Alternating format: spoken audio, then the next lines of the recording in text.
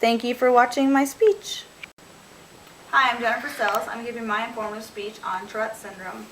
My purpose is to raise awareness of Tourette syndrome in rural Illinois and Iowa. The central idea of my speech is that there is some skepticism about Tourette syndrome, as well as a stereotype that anyone with Tourette syndrome yells profanity or will flop on the floor like a fish. This is not necessarily the case for the majority of Tourette syndrome patients.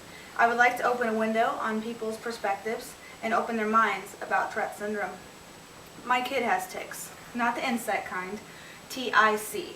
What this means is it is an involuntary movement of the body. The brain sends a synapse or a impulse from one neuron to another. Usually, this neuron sends a message to this neuron, they connect, and you can move your arm, or you can blink your eyes, or you can close your mouth. With Tourette syndrome, you have involuntary neurons. So this one will send a message, but this one's not awake, not ready to receive it. So the arm might move, the head might jerk, the eyes might roll, the jaw might drop open wide, and there's no control over this whatsoever. This is what is the main symptom of Tourette syndrome. There are a lot of sounds involved with Tourette syndrome. There can be a lot of noises at the back of the throat. There can be some yipping, almost like a small dog sound would be. There can be yelling, but it's not very often that it's profanity like the movies portray.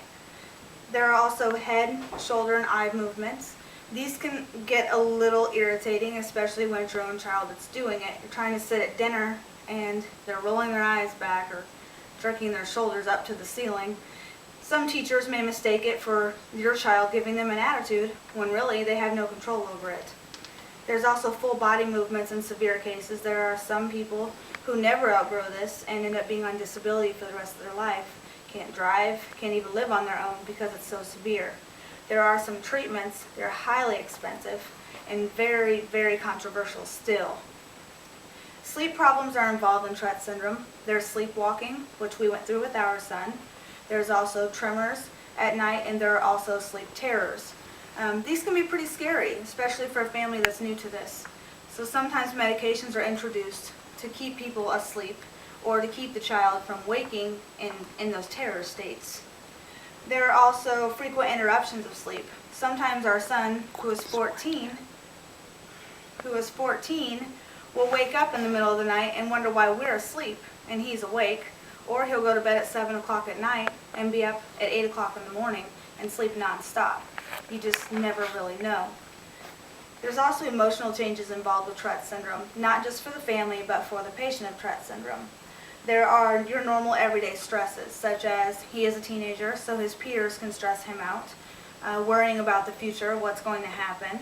There's also the stress of suppressing tics all day, which most people with Tourette syndrome can do.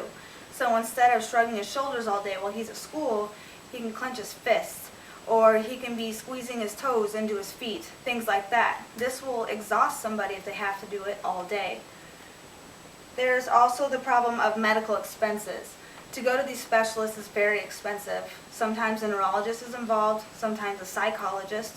Sometimes you'll even need heart doctors. Multitudes of specialists can be involved. There's a lot of testing. There are MRIs, which are magnetic scans to show what's happening in the brain. There are also CT scans. There are also EEGs, which is a test that will try to disprove if the person is having seizures, which most people with Tourette syndrome do not have seizures. They are usually having the tics, which the EEG helps to prove. There's also several lab tests, and there are also sometimes EKG involved. Since the heart muscle is controlled by an electrical impulse, it can also be part of Tourette syndrome. Medications can be involved and can be multiple and very expensive, especially when some medications don't work for kids. So you have to switch them a lot, and sometimes your insurance company doesn't always pay for them. The main idea is for some support. You need support from your family, from your friends, from your community, from your child's school. You need all these people to work together to make sure that your child doesn't feel like they're singled out from everyone else. You also need some help in raising awareness so you can find a cure. There are great resources such as the Tourette Syndrome Association. They do a lot of research.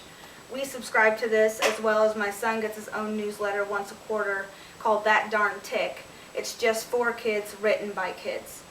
All of these resources help to cope with this. It's a big life change and it's a lot to deal with. So hopefully everyone's a little more aware of the real life of someone with Tourette syndrome instead of what happens in the movies. This is the informative speech by Jennifer Sells. My audience is my husband Jim, my son Jordan, and my friend Bob.